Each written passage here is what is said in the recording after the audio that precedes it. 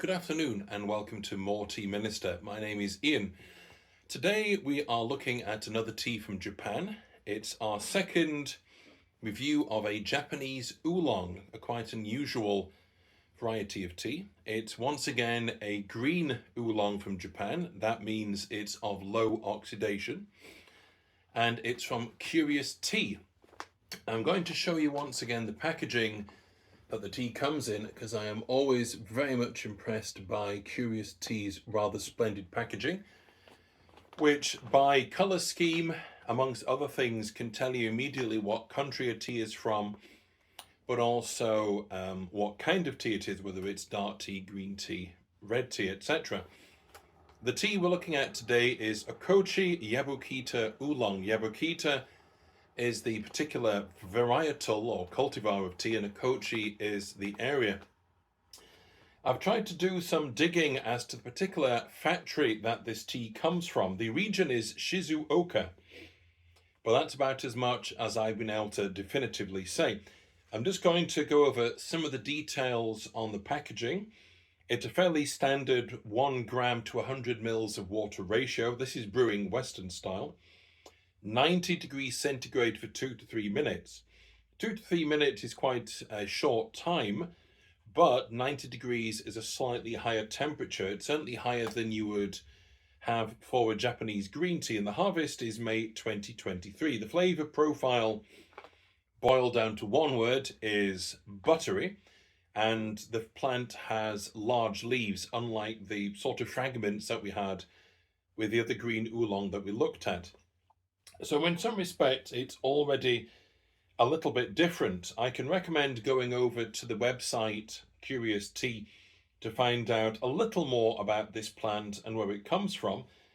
But I think the most interesting and standout aspect of it is that we're not looking at something with even with a slightly classical green tea profile. The previous one, Kanaya, I won't try and pronounce the name of the varietal, that was definitely, you could tell from the taste it was a green tea, or it had a lot of the green tea elements just slightly attenuated. This one is very different.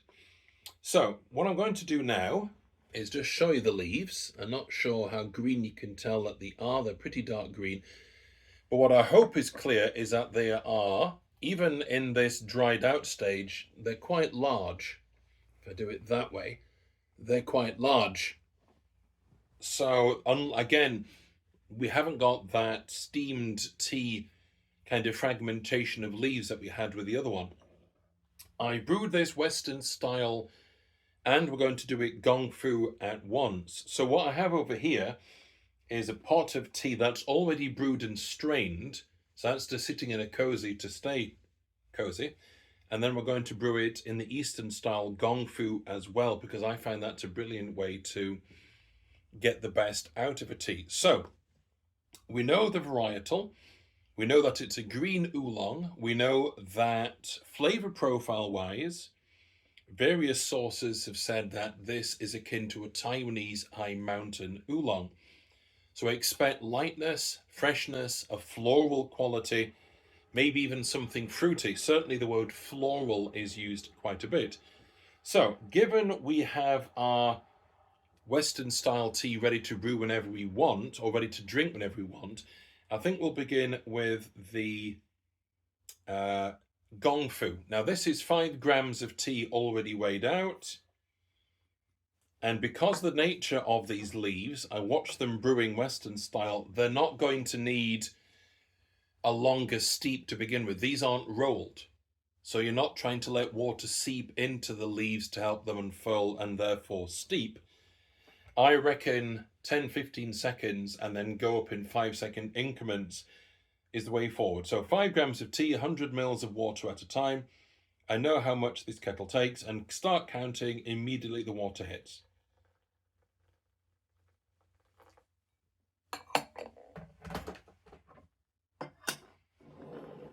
So that's 15 seconds. See where that takes us. Let's take a smell off the lids of the gaiwan.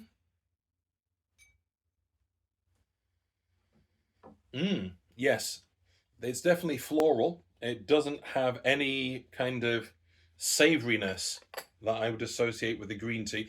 Yabukita is another cultivar that's often used for green tea. So I'll just take a little. I've got a wastewater bowl off to one side so that I don't have to drink it all. Not very strong smell off the cup. Oh, but a good rich taste.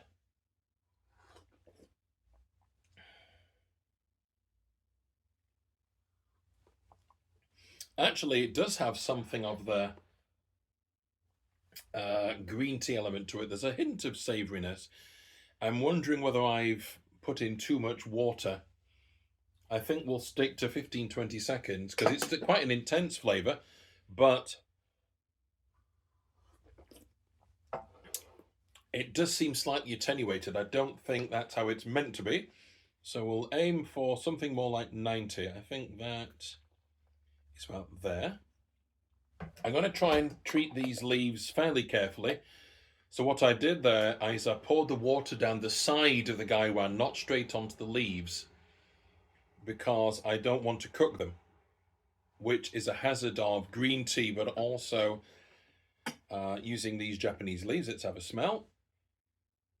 Yep, again, the floral quality. And that's getting us to about 18 seconds. Let's see how this one comes. Oh, that's a much stronger colour. Yeah. I'm thinking that's much more likely what it's meant to be like. Yeah. So, I didn't even show you the colour of the previous one. There wasn't a great deal to see. That one is a kind of greeny yellow. It's a colour we're fairly familiar with these reviews. I'd say floral. I'm not picking up any fruit. But again, it's still slightly savoury. But that might be what this varietal does. In fact, before I drink that, let's take a look at these leaves and see how they're starting to... The one's starting to unfurl. That's taking up quite a bit of room at the bottom of the gaiwan. And they're quite soft. You really wouldn't want to be increasing the temperature past 90 where it is. Oh, the fruit's really coming out off the cup.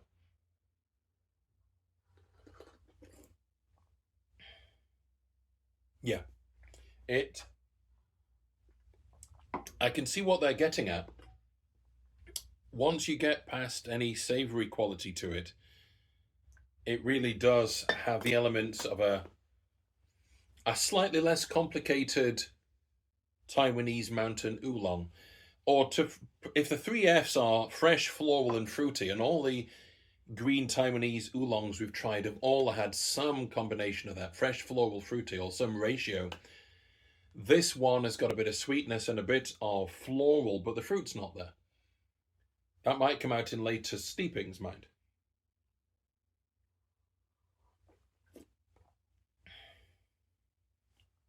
It's a pretty intense flavour, though. It doesn't have that thin quality. We'll give that maybe another quick steep. Push it past 20 seconds this time. Again, keep the volume of water low, maybe about 90. It's about there.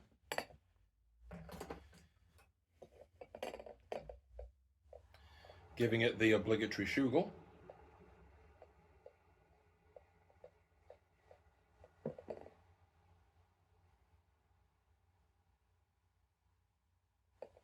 That should be about 27.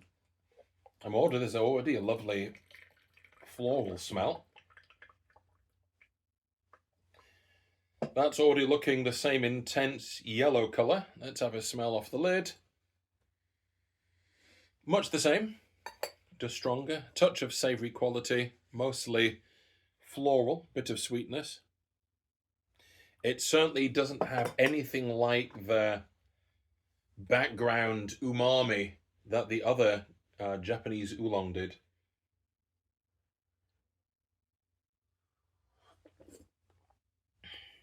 Ooh, stronger still. Let's show you the colour. There you go. Much the same. Greeny yellow perhaps. Right, we'll do one more steeping. Time is pressing on. See if we can... What I'm trying to do is to see what... It's going to sound a little pretentious. I'd like to see what lies behind the floral. Are we going to pick up anything else? Is there some freshness or fruitiness that we haven't quite got to? I don't think that's going to be the case.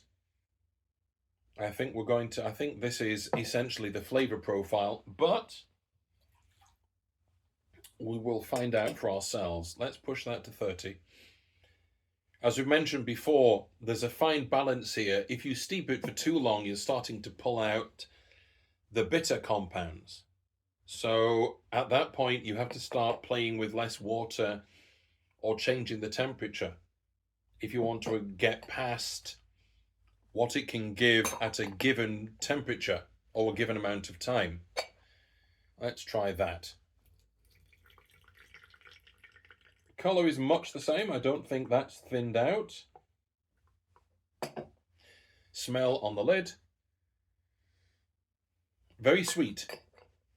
We might be pushing into something that's more sweet than anything. Smell off the jug. Now that's funny. Sweet on the lid, but that's... I'm picking up something savoury there. Kind of green tea quality. Let's have a smell here. Both sweet and savoury on the cup.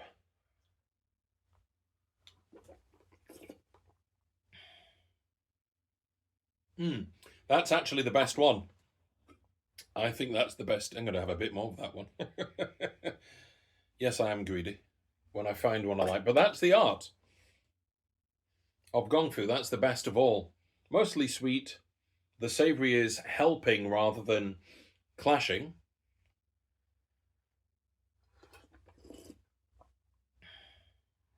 The flavour's not as strong, but that one's the best balanced. It's mostly the floral and the sweet. That isn't bad. Let's get rid of that. I'm going to pour the water from the teapot into our jug so that you can see what it looks like Western.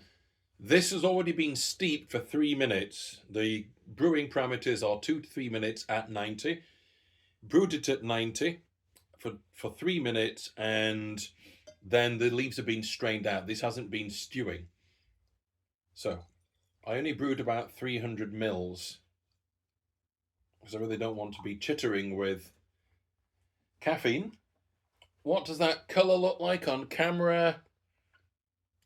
Little less gold in real life than you can see on there. Slightly milder in colour than any of the steepings, but that makes sense because this is all the steepings put together.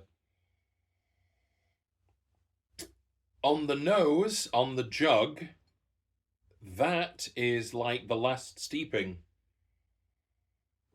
There's a savoury, almost saline quality on the nose there from the jug on the cup. Much the same on the cup. Oh, that's really good.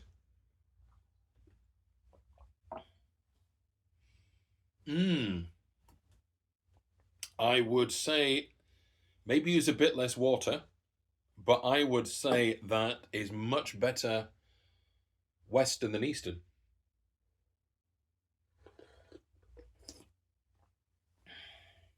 Yes, that's really well balanced. Interesting.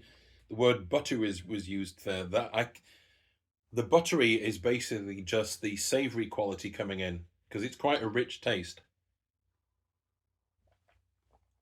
Yeah, I'm going to drink that in my own time. So, Okochi Yabukita Oolong. Can I recommend it? It's easy to brew. It's fairly tolerant of a Eastern Gongfu style of brewing. I haven't overcooked it with the temperature, so that was quite easy. Obviously, very easy to do Western style. Can I recommend it taste-wise? Well, I would recommend the taste Western style most of all. I really like the way the savory note is there to kind of balance with the sweet. I'm not saying they've engineered it to do that, but whatever the processing is for the oolong has sort of, I presume, toned down the savory and allowed the sweetness to flourish. One last, to remind myself what I'm talking about. Yeah, I would say much better Western. There's a lovely buttery quality, lovely rich flavor coming off. So I can recommend it on the taste. Is it easy to get hold of? Well, I've seen this on Curious Tea. I have seen other Yabukita oolongs elsewhere, and of course lots of other teas using Yabukita. I can't trace down what the factory who produced this tea is, otherwise I might try and get it directly from them.